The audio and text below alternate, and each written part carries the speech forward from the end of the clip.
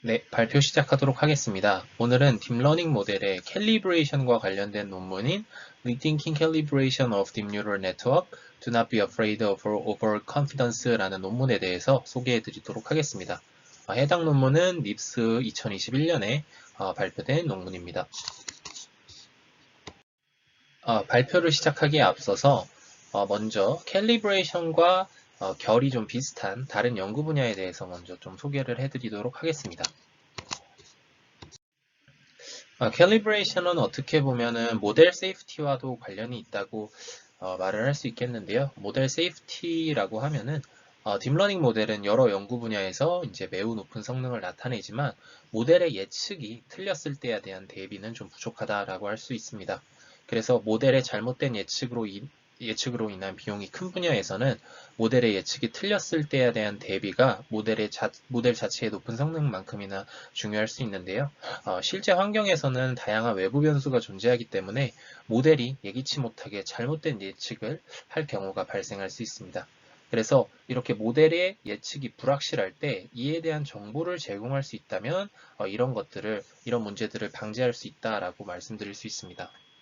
그래서 이것과 좀 관련된 연구 분야가 제가 생각했을 때는 아래 네 가지가 대표적이라고 할 수 있을 것 같은데요.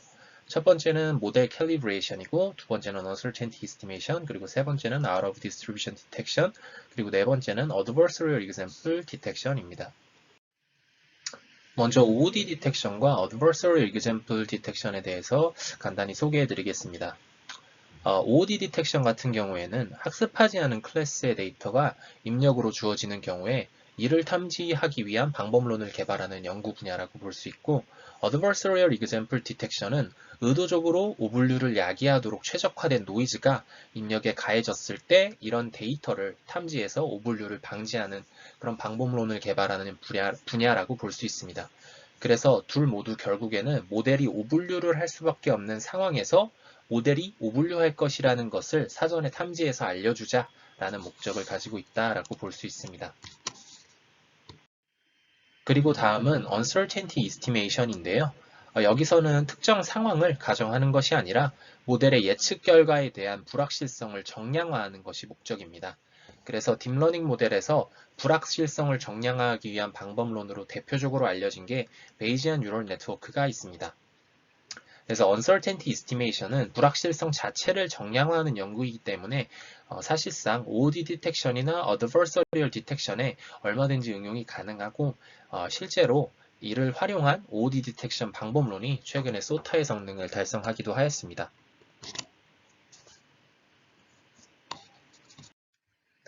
마지막으로 오늘 소개해드릴 모델 캘리브레이션 관련 연구가 있는데요. 이 연구의 목적은 매우 간단합니다. 저희가 딥러닝 모델로 분류를 하게 되면 아웃풋으로 컨피던스 값이 나오고 이를 통해서 분류 결과를 산출하게 되는데 이 컨피던스 값이 실제 확률 값과 일치하도록 교정하는 방법론을 개발하는 연구 분야라고 볼 수 있습니다. 이 모델 캘리브레이션 연구가 필요한 이유는 딥러닝 모델이 점점 복잡해지고 고도화되면서 분류 성능은 크게 향상되었는데 오히려 캘리브레이션 퍼포먼스는 낮아졌기 때문입니다. 이는 딥러닝 모델이 고도화됨에 따라서 오버컨피던스 아웃풋을 산출하는 경향이 강해졌기 때문인데요.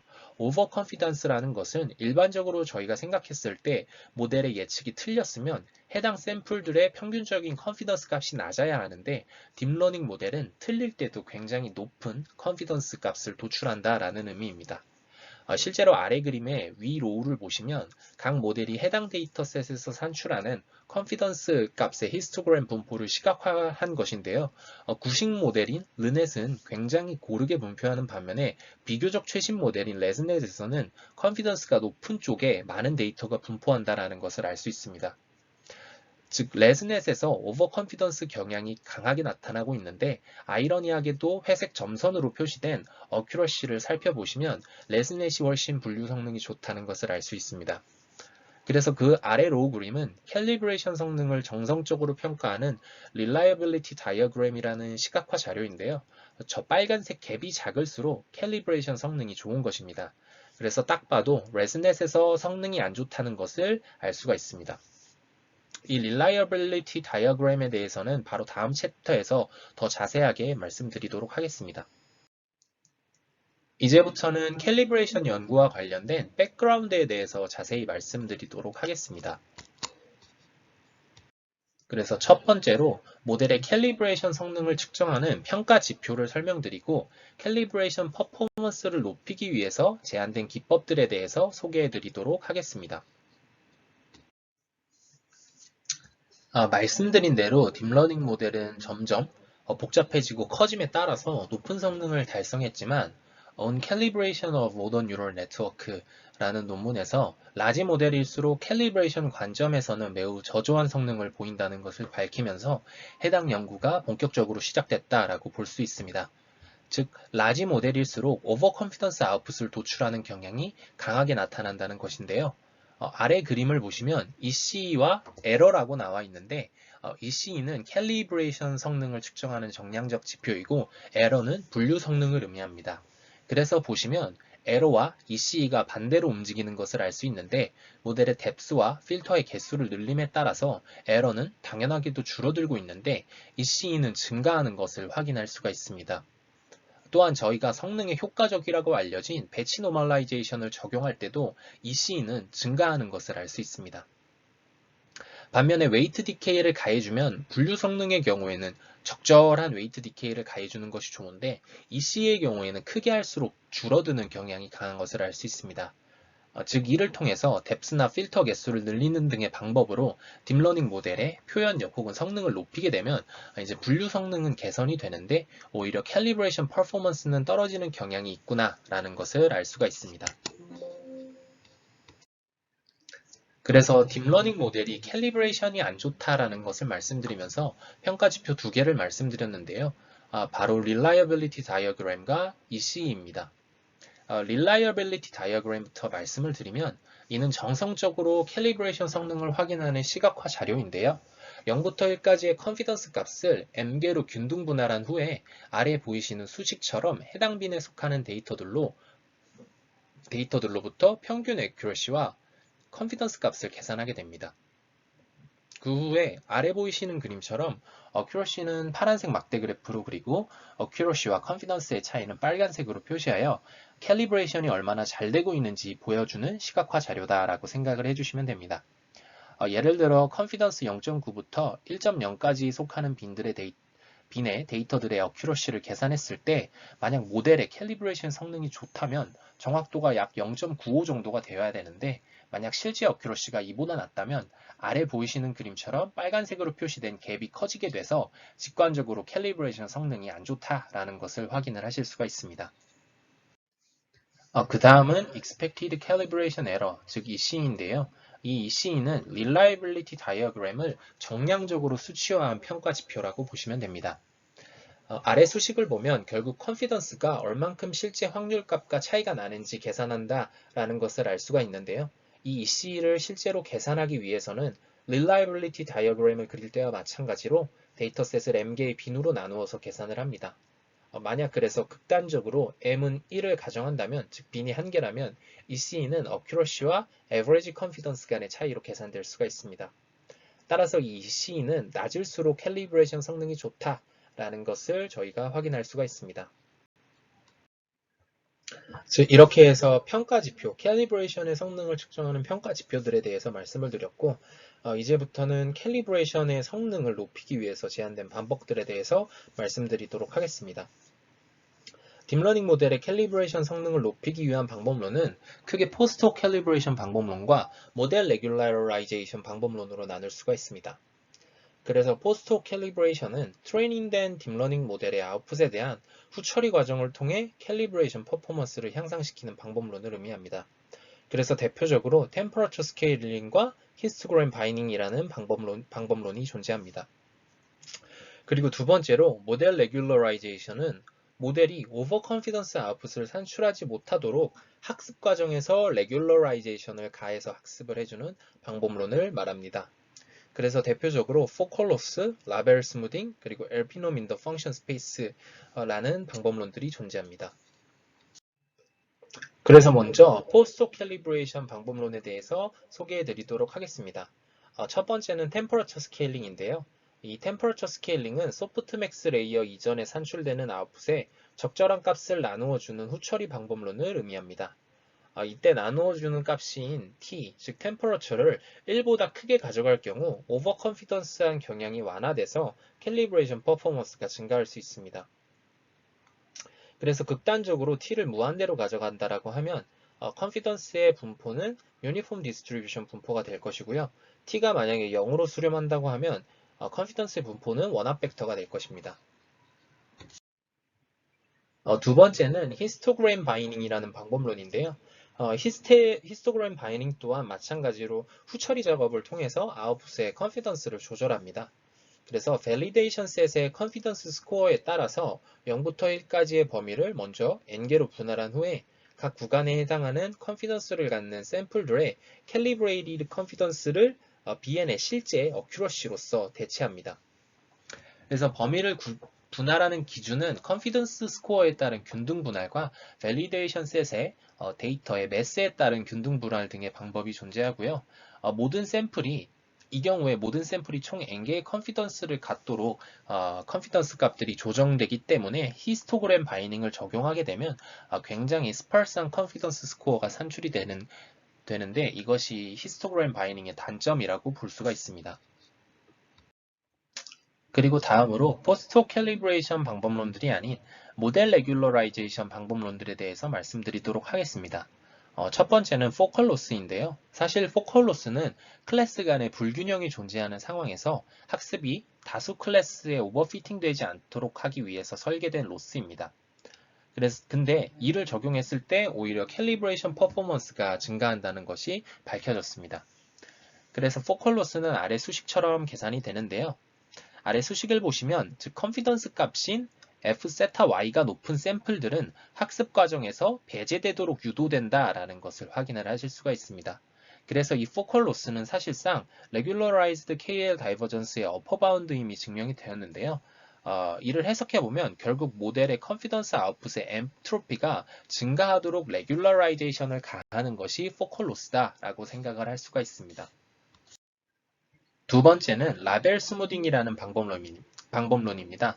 라벨 스무딩은 딥러닝 모델의 과적합을 방지하고자 고안된 기법으로 원핫 라벨 벡터를 소프트 라벨 벡터로 대체합니다. 대체하는 방법은 아래 수식과 같은데 이때 입실론은 하이퍼 파라미터로 라벨에 대한 불확실성 정도를 의미하게 됩니다. 그래서 만약에 네 가지 클래스를 갖는 어떤 원핫 라벨 벡터가 있다라고 했을 때 이때 입실론 값을 0.1로 주게 된다면 이 원할 라벨 벡터는 아래 보이시는 것처럼 이제 소프트 라벨 벡터, 아래와 같은 소프트 라벨 벡터로 대체가 되게 됩니다. 따라서 라벨 스무딩을 적용했을 때의 로스 펑션은 또 아래와 같이 나타낼 수가 있는데요. 아래 수식을 보시면 결국에는 포컬 로스와 마찬가지로 하이퍼 파라미터 입실론의 크기에 따라서 컨피던스 아웃풋의 엔트로피가 증가하도록 유도한다라는 것을 알 수가 있습니다. 그리고 마지막으로 LPnom in the function space라는 방법론인데요. 이 LPnom in the function space는 캘리브레이션 퍼포먼스를 높이기 위해서 이제 고안된 기법입니다. 그래서 어떻게 하냐면 소프트맥스 레이어 이전에 도출되는 로직 팩터 G세타에 직접적으로 레귤러라이제이션을 가하게 됩니다. 그래서 아래 수식처럼 로스 펑션이 바뀌게 되는데 이때 알파는 하이퍼 파라미터로 레귤러라이제이션의 강도를 조절한다라고 보시면 됩니다. 그래서 로직 팩터 G세타에 대한 레귤러라이제이션이 오버컨피던스에 효과적인 이유는 저희 소프트맥스의 계산식에서 확인을 할 수가 있는데요. 소프트맥스 계산은 익스포넨셜 함수를 활용하기 때문에 G세타의 절대값이 클수록 지수적으로 증가하고 굉장히 오버컨피던스해질 수가 있습니다. 따라서 G세타에 직접적으로 레귤러라이제이션을 가해주게 되면은 딥러닝 모델의 컴플렉시티가 직접적으로 레귤러라이즈 된다라고 볼 수 있고 이로 인해서 이제 오버 컨피던스한 경향이 완화된다라고 볼 수가 있습니다. 그래서 앞서 이제 설명드린 이제 모델 레귤러라이제이션 기반의 캘리브레이션 방법론들의 한계점에 대해서 한번 생각을 해보면 기존의 모델 베이스드 캘리브레이션 메서드들은 결국 딥러닝 모델이 오버 컨피던스 아웃풋을 도출한다는 결과에만 집중을 하였습니다. 따라서 오버 컨피던스 아웃풋을 도출하지 못하도록 레귤러라이제이션 로스를 추가하는 방식으로 방법론이 제안되었고, 이렇게 오버 컨피던스 아웃풋을 산출하지 못하도록 레귤러라이제이션을 가해줬기 때문에 당연하게도 캘리브레이션 퍼포먼스는 수치적으로 증가하였습니다.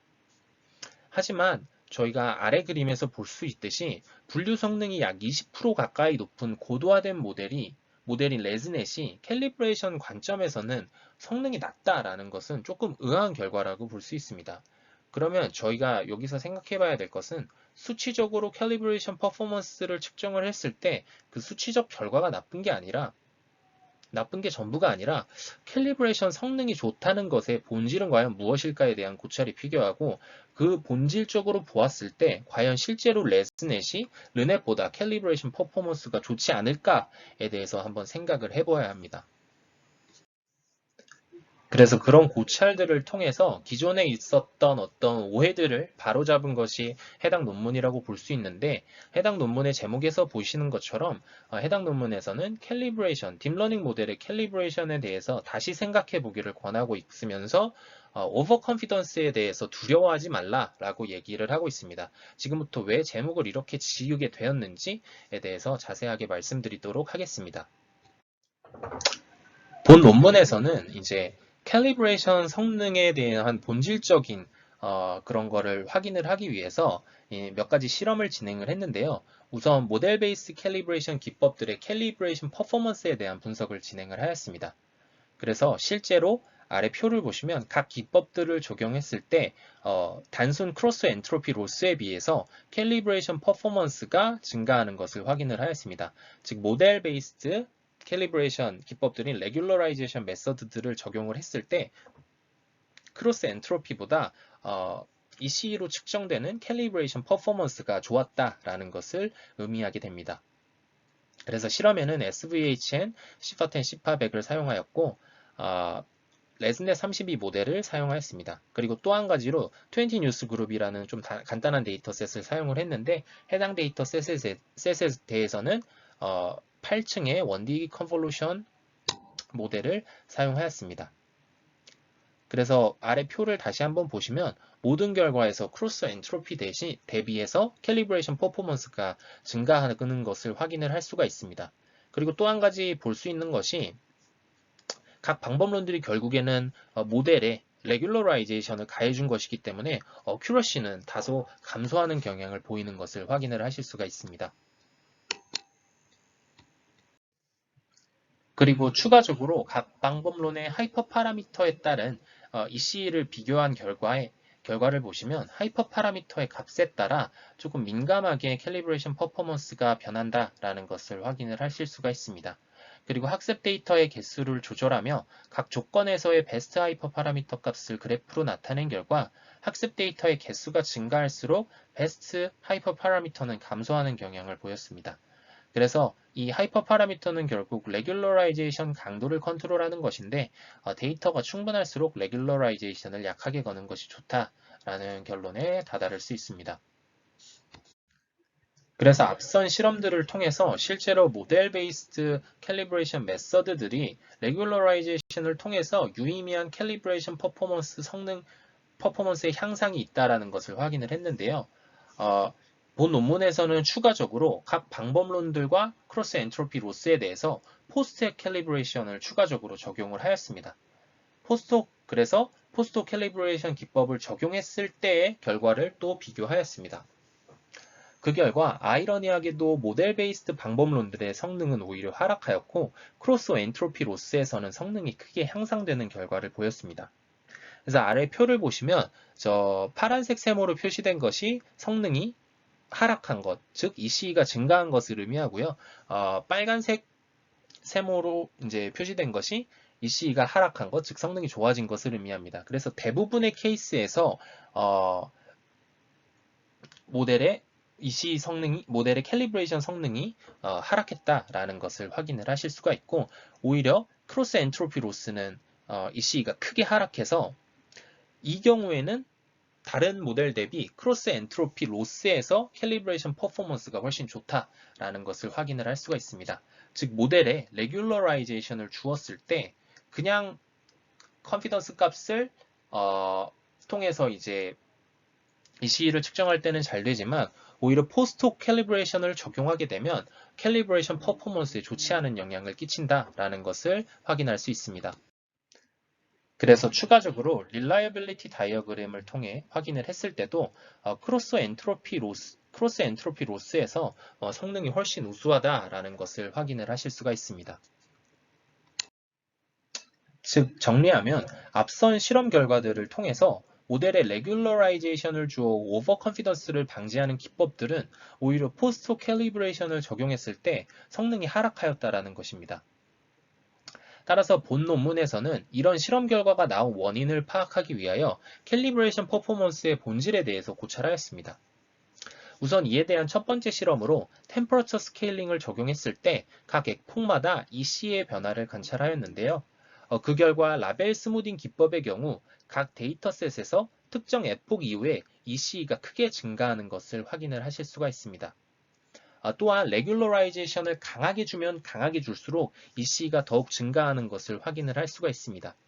그래서 아래 그래프를 보시면 아래 그래프의 EC는 포스트 캘리브레이션까지 적용을 했을 때의 결과라고 생각을 해주시면 됩니다. 그래서 크로스 엔트로피 로스 같은 경우에는 에폭이 진행됨에 따라서 EC가 계속해서 하락하는 경향을 보이는 반면에 라벨 스무딩 기법 같은 경우에는 특정 에폭 이후에 이제 줄어들다가 특정 에폭 이후에는 다시 EC가 증가하는 경향을 확인을 할 수가 있고, 이때 라벨 스무딩의 레귤러라이제이션 강도를 조절하는 하이퍼 파라미터의 값이 클수록 그 경향이 좀 더 심하다라는 것을 확인을 하실 수가 있습니다. 그래서 이 결과에 대해서 본 논문은 이러한 해석을 이제 제시하게 되는데요. 딥러닝 모델은 논문 Understanding Deep Learning Require Rethinking Generalization 이라는 ICLR 2017년 논문에서 주장하였듯이 메모라이제이션 이펙트라는 것이 있어서 학습 초기에는 이지 샘플을 학습하고 학습이 진행됨에 따라서 점차적으로 하드 샘플에 집중하게 됩니다. 이는 우리의 이제 상식과도 조금 합치하는 그런 결과라고 볼 수 있는데요. 이에 기반하여 해석했을 때 모델 베이스드 캘리브레이션 방법론이 포스트 캘리브레이션을 적용했을 때 성능이 떨어지는 이유는 결국 레귤러라이제이션으로 인해서 학습 초기에 학습된 이제 이지 샘플에 대한 컨피던스가 낮아지도록 계속 유도를 하기 때문에 결국에는 이지 샘플과 하드 샘플 간의 컨피던스 차이 정보를 손실하게 되기 때문이라고 얘기를 하고 있습니다. 그래서 본 논문이 캘리브레이션 퍼포먼스의 본질이라고 주장하는 것은 결국에 EC라는 수치로서 대변되는 것이 아니라 모델의 컨피던스가 얼만큼 해당 샘플의 하드니스를 대변하는가에 대한 것으로 볼 수가 있습니다. 이를 한 번 더 확인하기 위해서 실제로 해당 데이터셋이 정분류되기까지의 에폭에 따른 맥시멈 로직 분포를 비교한 결과 모델 베이스드 캘리브레이션 방법론을 적용했을 때 각 분포들의 차이가 미비하다라는 것을 확인을 하였습니다. 즉 초기에 학습되는 이지 샘플과 나중에 학습되는 하드 샘플을 구별할 수 있는 능력이 모델 베이스드 캘리브레이션 방법론을 적용하게 되면 그런 능력이 상실된다라는 것입니다. 결국 레귤러라이제이션은 오버 컨피던스 아웃풋을 산출하지 못하도록 해서 수치적으로는 EC를 향상시켰지만 본질적인 캘리브레이션 퍼포먼스에는 오히려 악영향을 끼쳐서 포스트 캘리브레이션 방법론을 통해서 오버 컨피던스 아웃풋을 제한을 해주었을 때 오히려 성능이 크게 하락하고 크로스 엔트로피 로스보다도 못한 성능을 보였다라는 결론에 다다를 수가 있습니다. 그래서 본 논문에서는 이번에는 추가적으로 새로운 로스를 제안을 하게 되는데요. 앞선 실험 결과를 바탕으로 결국 캘리브레이션 퍼포먼스의 본질은 이지 샘플과 하드 샘플을 잘 구분하는 것에 있다는 것을 파악하였습니다. 따라서 학습 후반부에도 이미 정분류하고 있는 이지 샘플에 대해 더욱 집중하도록 하는 인버스 포컬 로스를 제안하였습니다. 그래서 인버스 포컬 로스는 아래 수식과 같은데요. 포컬 로스와 비교해서 부호 하나가 반대로 되어 있는 것을 확인을 할 수가 있습니다. 즉, 컨피던스 값이 크더라도 포컬 로스의 경우에는 컨피던스 값이 크면은 학습에서 배제되도록 유도를 하는 반면에 인버스 포컬 로스는 그 반대의 작용을 한다라고 생각을 해주시면 됩니다. 이로 인해서 딥러닝 모델 아웃풋에 오버 컨피던스한 경향은 더욱 증가하게 되지만 포컬 로스와는 다르게 이지 샘플과 하드 샘플을 구별하는 정보는 손실되지 않고 오히려 이러한 정보를 조금 더 내포할 수 있도록 모델을 학습시키기를 바라면서 이런 로스를 제한했다라고 생각을 할 수 있습니다. 즉 인버스 포컬 로스는 이지 샘플과 하드 샘플을 더욱 잘 구별하도록 하는 바람에서 설계된 로스 펑션이라고 봐주시면 됩니다. 그래서 이에 대한 실험 결과를 살펴보면 우선 인버스 포컬 로스에서는 다른 로스에 비하여 높은 컨피던스 값을 가지더라도 높은 로스 값이 계산되는 것을 아래 A 그림을 통해서 알 수가 있습니다. 그렇기 때문에 학습 후반부에도 이제 컨피던스 값이 높은 샘플들도 계속 지속적으로 학습이 이루어지도록 유도를 하고 있는데요. 그렇기 때문에 모델의 어큐러시에 악영향을 미치는 포컬 로스와는 다르게 인버스 포컬 로스는 레귤러라이제이션이 아니기 때문에 오히려 C파 100과 같이 어려운 데이터셋에서는 어큐러시가 소폭 향상한다라는 것을 B 그림을 통해서 확인을 할 수가 있습니다. 그리고 당연하게도 포스트 캘리브레이션을 적용하지 않은 경우에는 굉장히 오버 컨피던스한 아웃풋을 상출하기 때문에 이 C가 가장 높다라는 것을 확인을 하실 수가 있습니다. 반면에 포스트 캘리브레이션을 적용하게 되면 포스트 캘리브레이션 자체가 오버 컨피던스한 그런 경향을 줄여주기 때문에 C파 100과 C파 10 데이터셋에 대해 이 C가 C보다 조금 낮아지는 것을 확인을 할 수가 있습니다. 각 데이터셋에 대해서 근데 일관된 결과를 보이지는 못하고 있는데요. 그러한 이유는 해당 데이터셋의 학습 데이터 개수나 난이도 등과 같은 영향이라고 판단할 수가 있습니다. 또한 본 논문에서는 실험을 하지 않았지만 사용하는 모델에 따라서도 인버스 포컬 로스는 이제 그 성능이 좋아지거나 나빠지거나 그렇게 일관되지 않은 결과를 보일 확률이 꽤 높다라고 생각이 됩니다. 그래서 정리해보면 인버스 포컬 로스는 확정적으로 캘리브레이션 퍼포먼스를 향상시켜주는 것은 아니고 특정 데이터셋과 모델 조합에서 C보다 성능 향상이 있을 수 있는 기법이다 라고 보시는 게 좋을 것 같습니다. 그리고 두 번째로는 최소한 이제 실제로는 내재적인 캘리브레이션 퍼포먼스를 하락시키는 레귤러라이제이션 메서드들보다는 캘리브레이션에 좋다라고 말할 수 있을 것 같습니다. 이렇게 해서 오늘 소개해드릴 논문에 대해서 자세히 말씀을 드렸고 결론 짓고 마무리하도록 하겠습니다. 첫 번째로 캘리브레이션 연구는 논문 On Calibration of Modern Neural Network라는 논문이 제기한 문제로부터 시작이 되었는데 해당 논문에서는 더욱 고도화된 모델일수록 오버 컨피던스 아웃풋을 도출하는 경향으로 인해서 캘리브레이션 퍼포먼스가 낮아진다는 점을 지적을 하였습니다. 이에 이후 연구들에 대해서는 이러한 결과에만 집중을 해서 오버 컨피던스라는 수치적 결과에 집중하였기 때문에 이를 완화하기 위한 레귤러라이제이션 기법들을 도입해서 캘리브레이션 퍼포먼스를 향상시키고자 하였습니다. 하지만 본 논문에서는 과연 오버 컨피던스라는 수치적 특성이 실제로 모델의 내재적인 캘리브레이션 퍼포먼스와 관련이 있을까에 대한 의문을 제기하였고 실험을 통해서 캘리브레이션의 본질적인 의미를 밝혔습니다. 이를 통해서 기존의 레귤러라이제이션 반문론들이 오히려 모델의 캘리브레이션 퍼포먼스에 악영향을 준다는 것을 밝히고 이에 기반하여 새로운 인버스 포컬 로스를 제안을 하였습니다.